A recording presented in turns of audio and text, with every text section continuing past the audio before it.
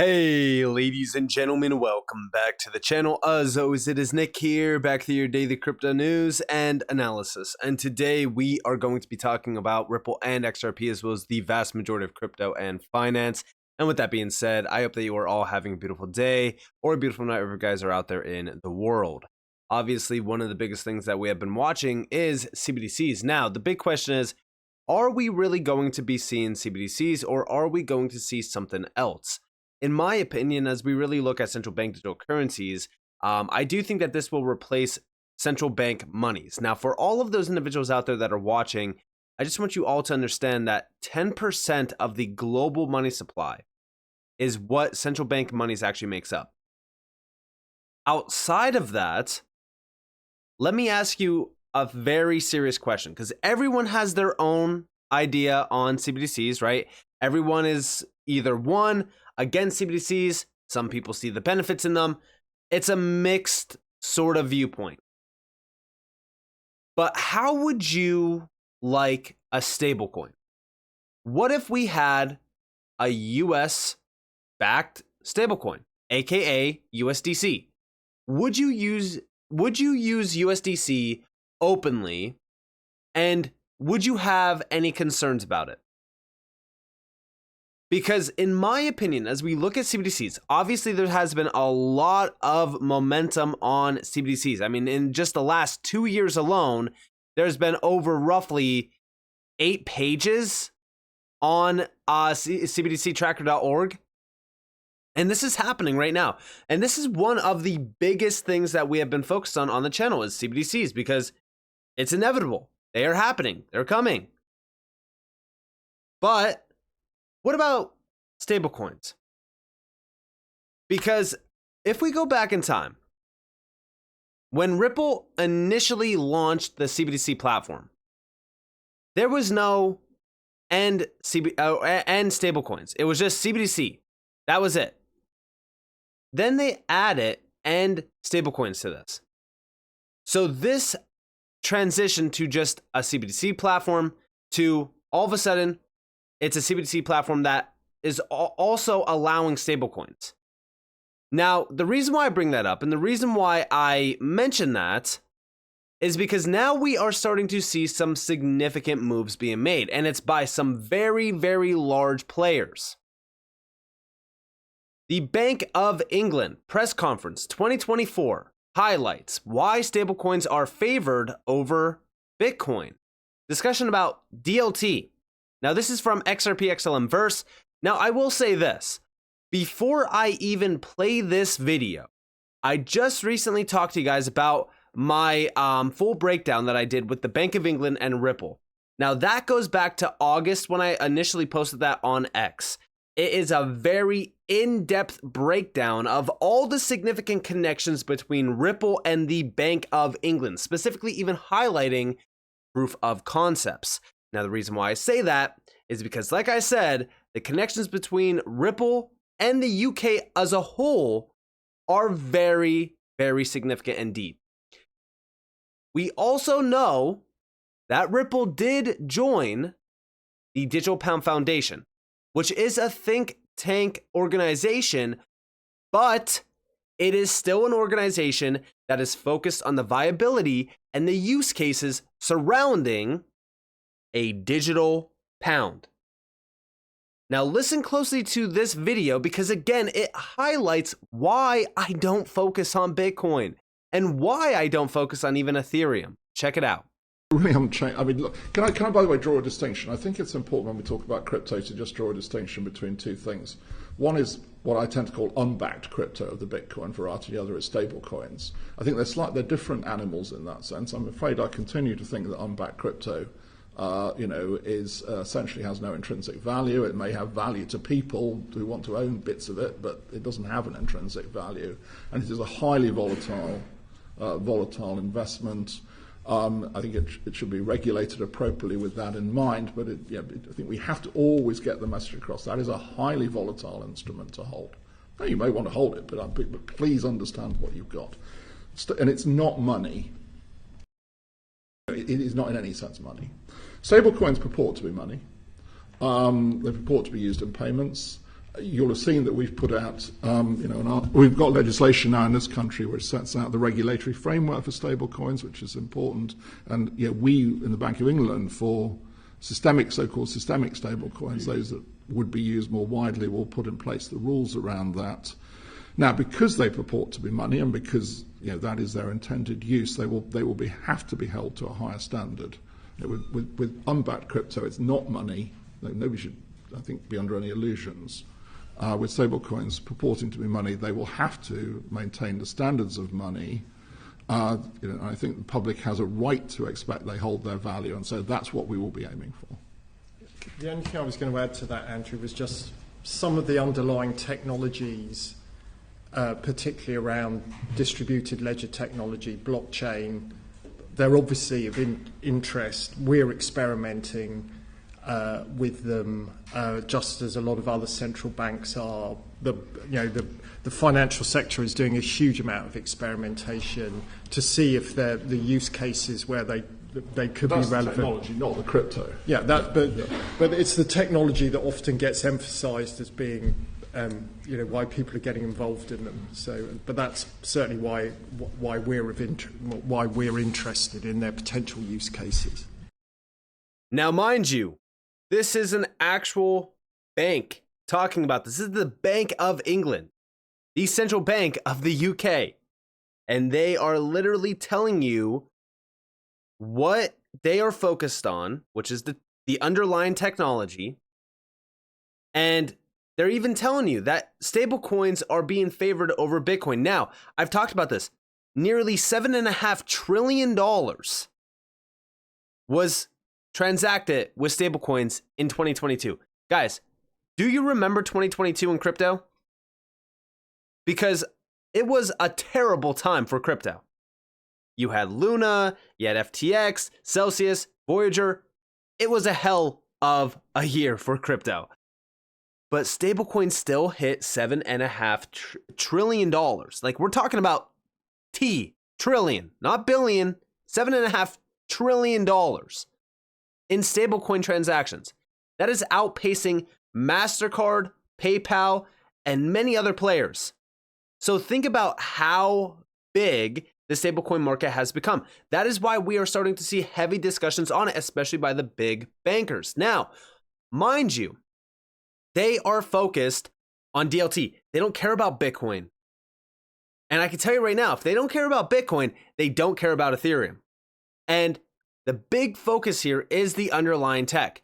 But also, if we go back in time, this was posted on November 6th, and this video reminded me of it. Regulatory regime for systemic payment systems using stablecoins and related service providers.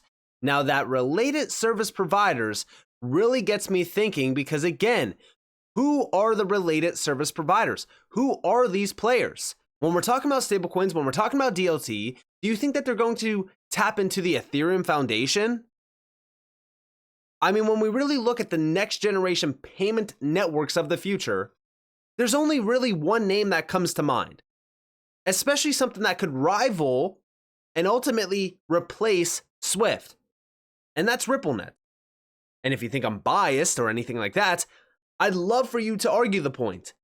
Because when we really look at Ripple, it's been around for well over a decade. The XRP ledger has been purpose-built for DeFi, payments, transactions, things like that. It has been working flawlessly for over 10 years. I mean, when we really look at XRP and the XRP ledger and what Ripple has been doing with the XRP ledger and XRP, I want you all to understand that it is in a very unique position for this major revolution happening around payments. Payment systems are changing, whether you like it or not. You could focus on the price action, which is, that's all fine if you want to do that.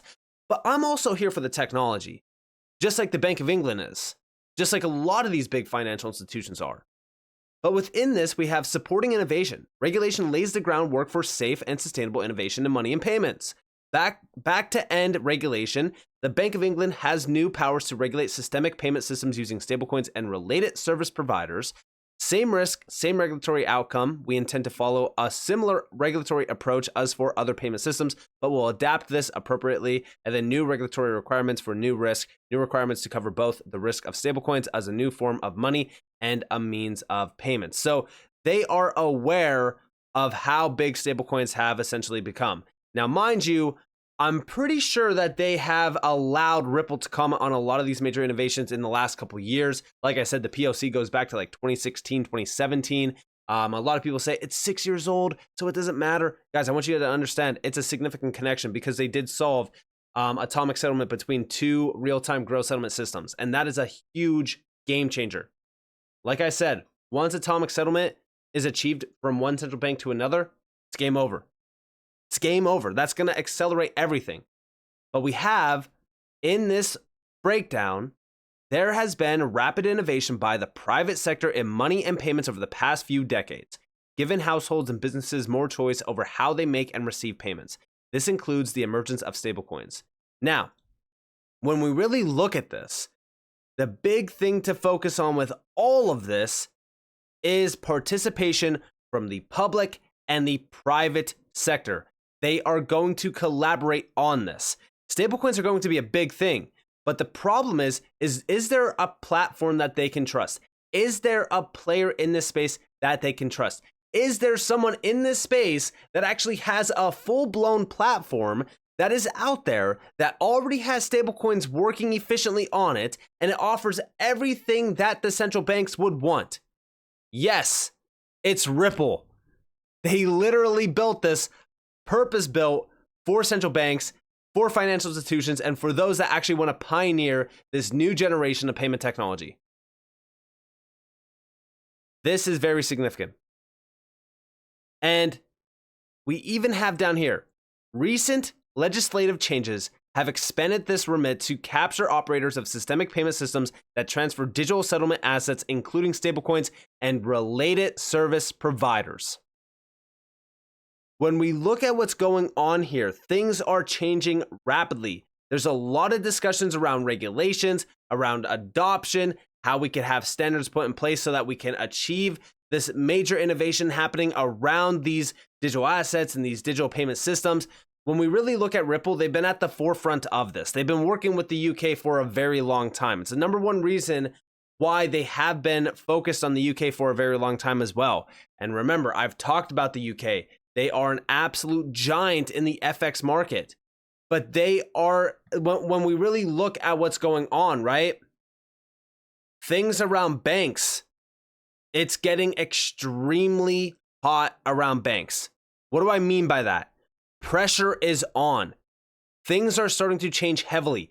We have Basel III. Basel III is going to put a ton of pressure on a lot of these big players.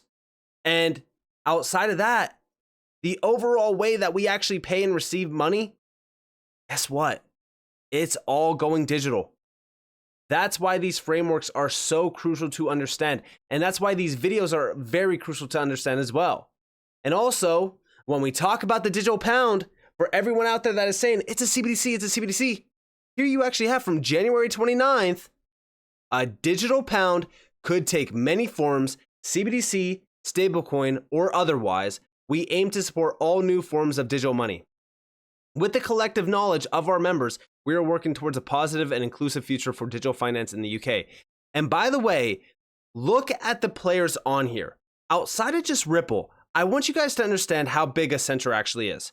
I've broken Accenture down many times in the past. Modular. Modular is a partner of Ripple as well. Quant has exposure to the XRP ledger on their Overledger platform, which is interoperability of any traditional system with the new digital ones. This, in my opinion, this is what we need to actually focus on. Because these working groups that are coming together and collaborating, I always say collaboration is so crucial in this space. So many people overlook collaboration. They think that's like a bad thing in this space. I personally love to see Ripple and Quant's name here. With Accenture, for an example, I mean, Accenture, I've broken them down in the past. But notice what names are not on here. There is a video clip that got posted by Digital Asset Investor, and I listened to it earlier today, and I was taken back by it. Because we got this, where we hear them talking down on Bitcoin and saying it's not Bitcoin. I mean, stablecoins are favored over Bitcoin. I can tell you exactly why stablecoins are favored over Bitcoin. Transactional settlement times, transactional fees, the easeability, I mean, liquidity as well. Like, when we talk about stablecoins, yeah, I would use a stablecoin 9 times out of 10 over Bitcoin, if I'm being honest. Everyone will say, oh, but what about privacy? What about this? What about that? Do people not realize what on-chain activity is? They have been tracking on-chain activity for years back to individuals. Now, I feel like at this point, a lot of people forgot about Silk Road and a lot of the things that have happened early on in crypto. They just like completely turned a blind eye to that. There's been a lot of things that have been tracked back. There's a lot of ways that they can easily track and trace things. But over here we have, imagine that, not Bitcoin, Ethereum is owned by China. Check this out. One of the crazy success outcomes that I could And by the way, this is David Schwartz. see is like I could see a place where the United States says, look, the dollar is not going to be able to hold on to its position of dominance, but we'd rather whatever becomes the sort of next dominant settlement unit not be something controlled by Russia or China or a geopolitical rival. You could almost see them deciding that a cryptocurrency was a less bad outcome for them. And it may be that there's no geopolitical entity that's strong enough to take over the role that the United States had. And so maybe they decide on some neutral asset. I don't know. You can dream, right? Yeah. Hey, Money, you have your hand up. Go ahead.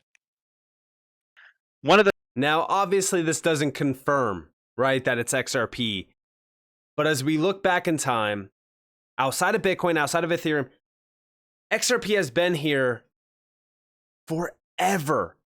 Forever. It's one of the most trusted players in the space. When we talk about the next best thing, and if we're going to decentralize the entire global financial system, then yeah, I do think that XRP could have a very significant role in the global landscape of reserve currencies and the changes happening. But beyond that, I'm not here to speculate on reserve currencies. But what I will say this, right? The AMM on the XRP ledger. Why is that so important at this point? Well, as we look at stablecoins, as we look at CBDCs, as we look at things of tokenized value, guess what? You need a ton of liquidity in order to have a lot of that trading on the XRP ledger. And that is where the liquidity pools come in clutch. That's where things start to change rapidly because you are starting to see the ecosystem grow in terms of liquidity. XRP's utility and liquidity also improves, but it's not just about XRP as well. It's about the entire XRP ledger ecosystem. Tokens like Corium, Solo, there's so many, right? We've talked about a lot of them in the past. All of these tokens that everyone knows about on the XRP ledger, now they have a chance to increase their liquidity and their marketplace, which ultimately increases the value and it allows for the tokens to be a lot more tradable with a lot less volatility. All of that is so crucial in the long-term span. This is also why I say you need to focus on the amendments and you need to focus on what's actually happening here because it's so easy to get caught up in the short term. But I also want you guys to understand that, the big bankers, they're talking. The big bankers, they're ready. They understand what's happening. They realize that DLT is not going away. DLT is extremely revolutionary, and they are going to tap into it. So with that being said, I hope that you guys enjoyed this video. If you guys did, definitely leave a like, subscribe, turn notifications on because more free content. You guys are more than welcome to follow me on Twitter and join the free Discord in the description below. And with that being said, guys, it's been Nick. Thanks for watching. Peace out.